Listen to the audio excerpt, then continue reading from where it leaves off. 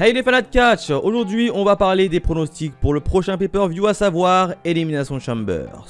Allez, on démarre par le premier match par équipe, Edge et Beth Phoenix contre le Judgment Day, à savoir Finn Balor et Rhea Ripley. Ah, là ça va être plutôt un beau match, puisqu'on a le retour de Edge qui veut un peu se venger du Judgment Day qu'il a lui-même créé. Et en face, t'as quand même un Finn Balor qui a un peu pris sa place.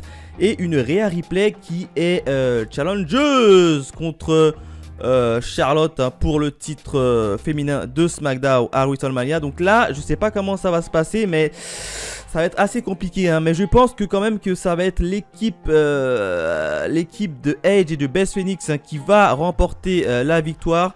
D'autant plus qu'en plus de ça, ils vont jouer Elimination Chambers au Canada. Donc Edge il sera devant son public. Donc à mon avis, Edge et Beth Phoenix vont remporter la victoire. Mais je sais pas comment ça va se passer. Je pense même que ça va être Finn Balor qui va prendre le pin, parce que je ne pense pas qu'ils feront prendre le pin à Rhea Ripley, puisque derrière elle a un match très important à WrestleMania. Et je ne pense pas qu'ils vont un peu diminuer son momentum. Donc à mon avis, victoire de Edge et de Beth Phoenix, et c'est Finn Balor qui va prendre le pin. Deuxième match, Elimination Chambers pour déterminer l'aspirante numéro 1 pour le titre de Bianca Belair. Alors on a qui? On a du Raquel Rodriguez, on a du Nikki Cross, on a du Liv Morgan, on a du Asuka, on a du Natalya, et enfin on a du Carmella. Bon, alors là je vais procéder par élimination. Alors déjà Carmella, je suis désolé mais je ne la vois pas remporter ce match. Donc hop, on l'élimine. Nikki Cross, j'aime bien le peps de Nikki Cross, mais je la vois pas non plus gagner ce match là, donc on va l'éliminer.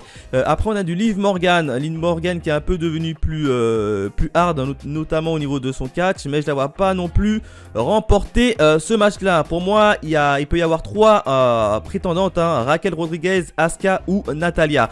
Bon, après Natalya elle est à la maison, donc je pense qu'elle pourrait avoir une pop. Elle va rester à mon avis finaliste, mais je ne pense pas qu'ils vont faire gagner Natalya. Donc pour moi Natalya, je l'élimine. Et là on va avoir Raquel Rodriguez et Asuka. Bon, alors vu que Raquel Rodriguez elle est assez forte physiquement, je pense qu'ils vont s'y mettre à plusieurs pour l'éliminer.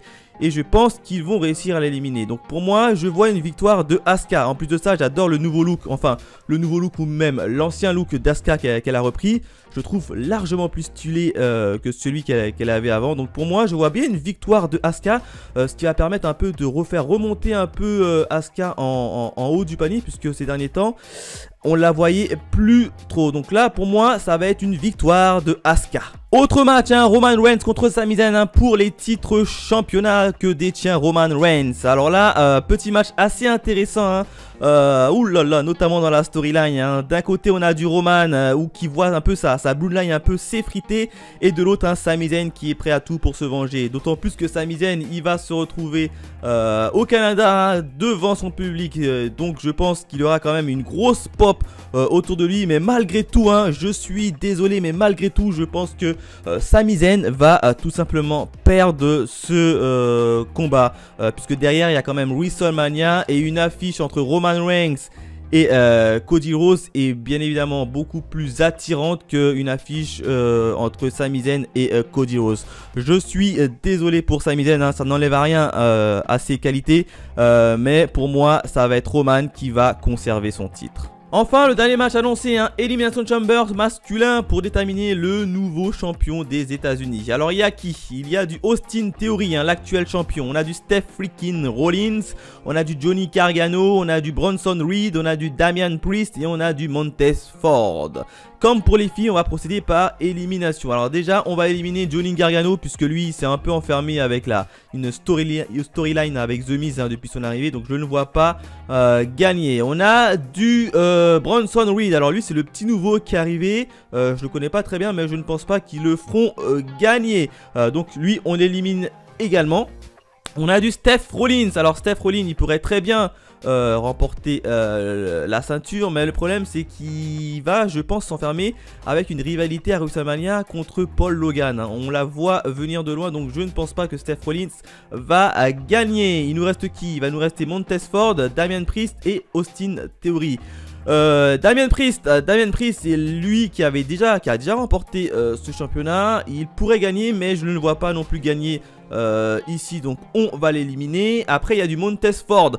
Pourquoi pas faire gagner Montesford? Ne serait-il pas le moment pour Montesford d'avoir une carrière en solo? Pourquoi pas? Franchement j'hésite entre Montesford et Austin Theory qui conserve le titre.